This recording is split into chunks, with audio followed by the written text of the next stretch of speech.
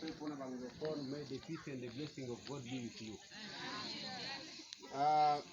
Na kobebisa ngonga mingi tena mukade mulisusu parce que ese loba mia mingi mais na lingina profiter moi minute oyo pesa melingai na meka ko tirer attention na biso ba musulman mibali na basi na bandeko na biso bazali ba non musulman o bazi chance ya ko participer to koyoka eloko nini biso toza komona eloko tozosala elo ana oyo esika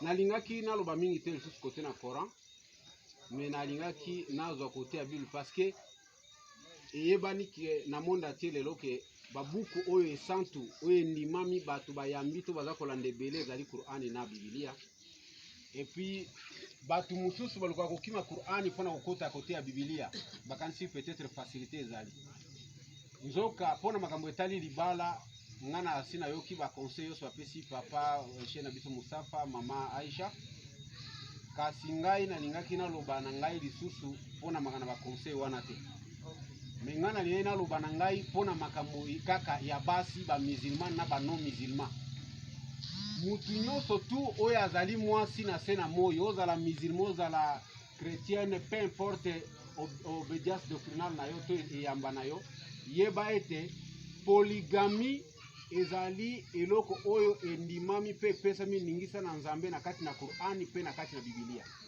o sepela no na yango no sepela na ngote meyebe za bongo. Alors lelo batu excès ya koboya polygamie même na ba musulman baza koboya ngo faut tolo ba vérité bakomi koboya polygamie ngai epana ngai te ngabilo kona linga ngote magana za musulman me makama basi mbali misatu wana ngana linga ngote ngana linga kana za ka ngamoko bamusu abitebo na permettre bazala mengai fona za la queen mother ngana za la tala ka mosi ya liboso oyo bamususu wana yasima baya ande mengai te.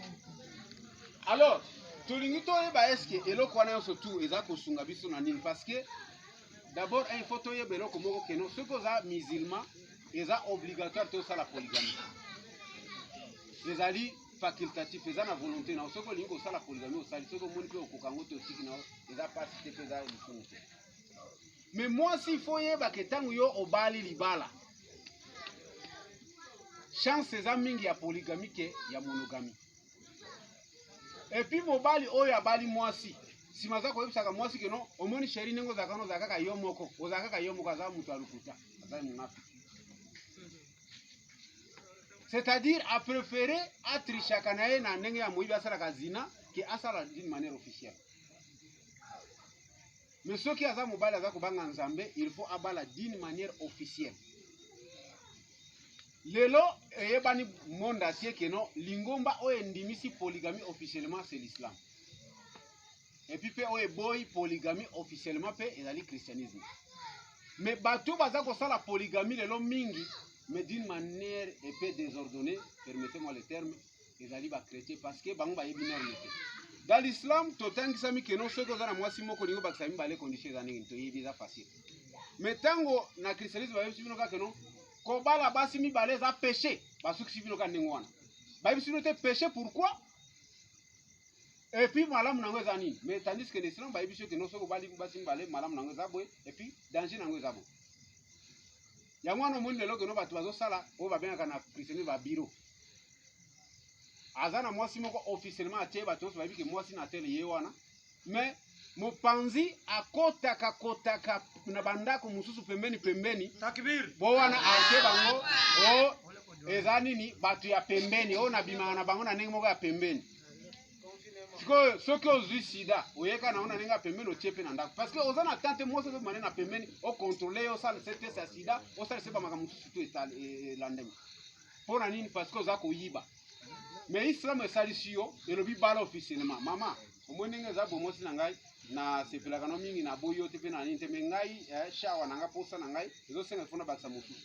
nazozwa mosusu bokoma mibale bo ata sepeli malamu te me asa yoki aza informé obali ya mibale tango zoke obali ya mibale eza officiel ok pe opesi ye musolo parce que moi c'est esclave aza te na se na moi nyonso tu baza na même pied d'égalité obale kote oyo na dote ok pe odote kote oyo na dote et puis osalaki mariage kote osali pe mariage kote oyo Bible epesa biso yana soki totangi na kati na Exode tobo bimi na lingala chapitre nango 21 verset 10 nzambe abandi kosola deja pona makambo ya nini ya balwa nzambe wana soko tali chapitre wana mobimba de premier verset tiko kita nzambe azosola kaka likolo na nini recadrage ya balwa oyo ko diriger monde parce que nouveau testament pour votre information ezala na loi te yango ezala na mobeko te mobeko ya nzambe nyonso eza na kati na cet testament et c'est pour cela Jésus nous a prévenu que non je ne suis pas venu pour abolir la loi mais plutôt pour l'accomplir. Yesu abike na yako buka mobeko te minaende ko kusande mibeko. Yesu ayeko buka mobeko mote mtu akoso te ke Yesu abuka mobeko non. Alors Nzambe alobi na kati na Exode chapitre 21 verset 10 alobi nini? Alobi soki mutu moko azalaki na mwasi na ye moko amoni ke no atuka fona bakisaka ya mibale abakisi ya mibale Nzambe apesi condition moko apesi na kati na Qur'ani pe ndenge prophète Muhammad atangisi parce que makana Nzambe ko na contradiction te tangu Nzambe mo ndazo tangsango. Alors Nzambe alobi nini alobi na kati na Bible alobi oyo mwasi okobala mibale ezali cause te pona yo olongola bilambo banda ko pesa mwasi ya liboso obanda ko pesa na deuxième bureau koli obanda ko lesa mwasi ya liboso obanda ko pesa na deuxième bureau et puis na suka alobi relation na bino ya kimwasi na mobali ekata na te parce que loko komi na okuno olingaka Yesu te okotela ka Yesu te non. Et ça na kati na Bible na pesi bien verset na Exode chapitre 21 verset 10 okomi okeko tanga ngona ndako toye lisusu toujours toza na Bible Deutéronome na chapitre nango lisusu 21 pe verset 15 à 17 Nzambe atandi lisusu alobi ekoya parce que tango bato ezalaka challenge mo bato bakotela solo ngo musulman ke o moni bino bozobala basimbala esiko kokulinga bango ndenge moko non ngana za Nzambe te ngana kulinga bango ndenge moko ndenge mais baza basi na nga après tout na koko linga moko koleka mususu ezali normal parce que naza mwana adamu ata bana oyo bote siko linga bango ndenge moko takbir nano Nzambe linga keli biso esika linga biso ndenge moko Nzambe linga bato asala ka bolamu ba mususu linga bango mukia siko saka mabenza ba sebelaka no parce que ya kelaki yo non.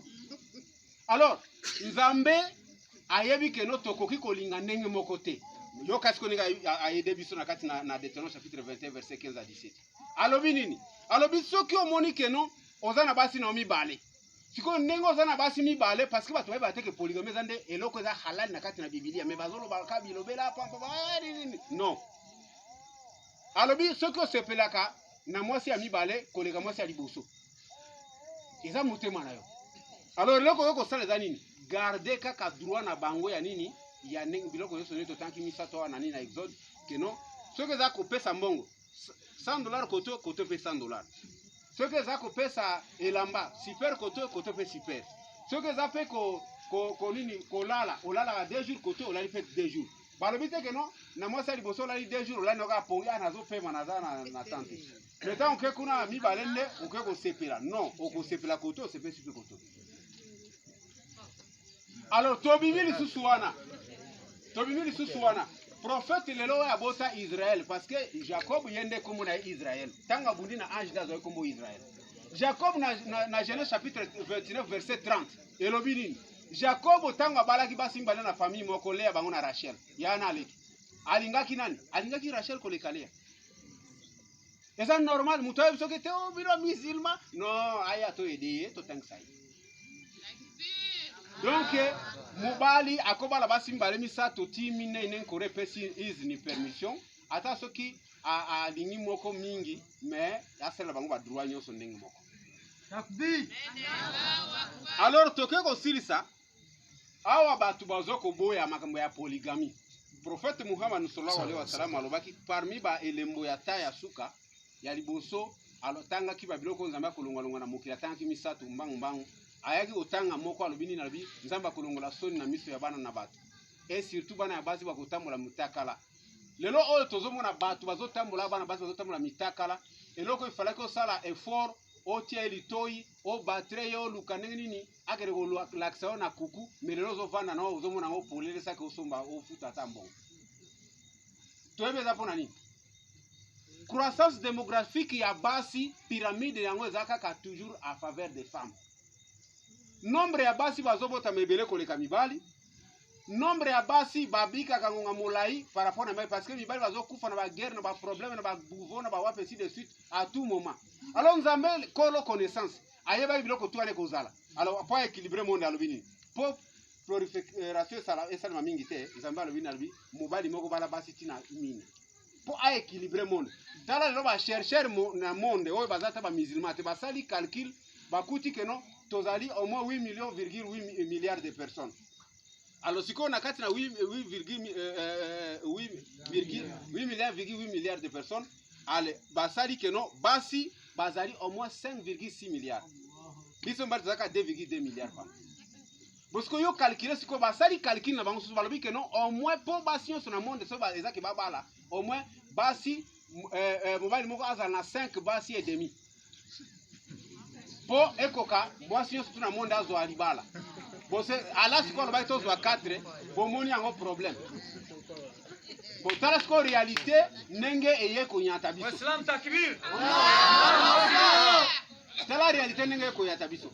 Prophète Muhammad sallallahu alaihi wasallam alobeli biso lisusu alobi na kati na akhir zaman na tango ya suko biso zobika nango tokomona makambo misa soko komi na mboka teba keno ifo to wa mboka wana alobi aliboso soko moni na mboka bakomi koteka biloko nso tuna nyongo yo kendo sombi biloko na Kampala we nango koteka bo oni mutatuni otanga la se o zaba patola agency o zaba mapapa ya ba mama mutu tanga simbi atali na suka biso bika o ba futa après combien de jours nyongo.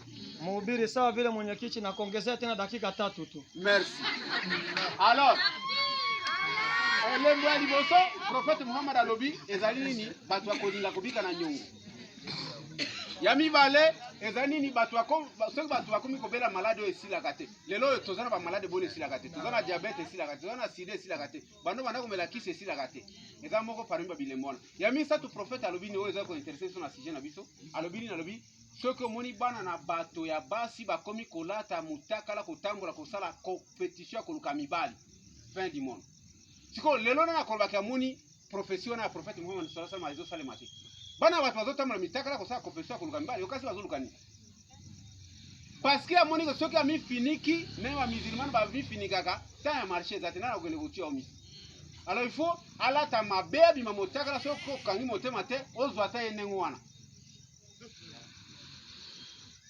Alors, yoga siko na kati na Esaïe chapitre 4 verset 1, Nzambe alobi nini pona Esaïe. Na Esaïe chapitre 4 verset 1. Parce que batu boluka kokima makana Nzambe te na sika Nzambe bakima kaiti. Nzambe alobi nini? Nzambe alobi à ce temps-là, Nzambe zo prophétiser. Po Nzambe pa zayi koloba makambo eza oyo akoya, oyo ezali, na oyo koya, na oyo elekaki. Po Nzambe ne mokolo makambo wana. Nzambe bina oyo koya, alobi na tango wana nini kosalama. Ndeta ngo biso tozana ngo lelo. Meto komi na mwa mupanzi etike muke po Nzambe alobi na tango wana eza koya basi sambo biso kutozo kodiskitaka na ba jamate makana 4 undire so problème sambo Nzambe alobi basi sambo bakoya basangani Léa Jolie Bijou Caro soki nani Set basangani bayei bango moko soki tembeza te tanga Esaïe chapitre 4 verset 1 yo moko koyeba kokuta ngwana eza discussion te. Allez baye ide papa Jacques soki papa Juma soki papa nani soki Mustafa biso toye awa toye obala biso. Oh ngala ko ndenge ni kolesa bino kolata bino ba makambo nini nazana moyen te. Albi toyeba ko koloba makambo wana. Pona makambo nano etali kolia tokomile isi. Pona makambo etali kolata tokomilati. Soki ba soins médicaux na biso tokomizwe la soin. Mais loko toyeli awa yo bala kaka biso olongola biso enlève-nous notre opprobre. Botanga Bible bokukutanga. Enlève-nous notre opprobre. Longola ka biso soni na biso tozala ka koyeba na no biso ne basi atel. Takbir! Allahu Akbar. Mais lelo yo ba islamu tozo kama bino bokomi kolana makambo wana ya ba chrétien parce que bango ne baza na distraction wana. Tango bazo biso ke no ma papa lobi ke no nazo bakisa mosi ya mibale. Yo bandi ko vimbo zo vimbela ni. Hein? Ozo vimbela ni. Et puis bino ba chrétien na ba chrétienne batika ko distraire bino makomi na to Facebook ne bola sala papa passer soki akoboya. Bolo banenge papa bateyaki biso atuka mangana Nzambe za na makambo na église te za ninte tola na ka vérité.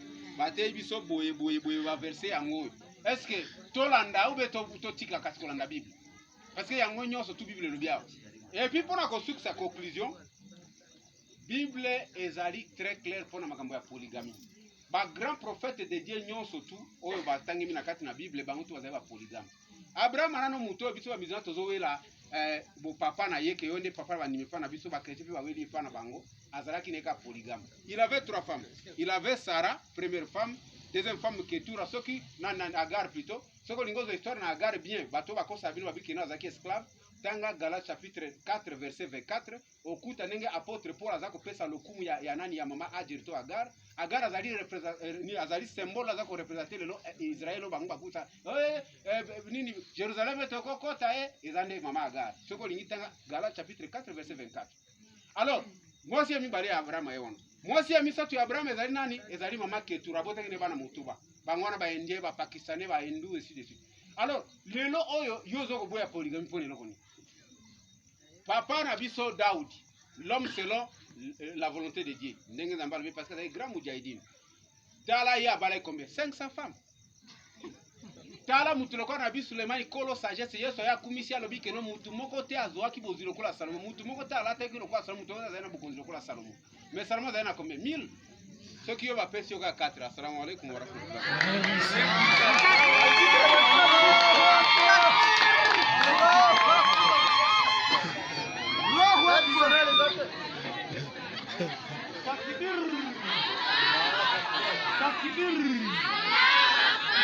Waislamu takbir. Takbir. Kanisi awa oyo leki awa nde maître na ngai ya Bible ye wana. Me atangisaka nga pe ndambo.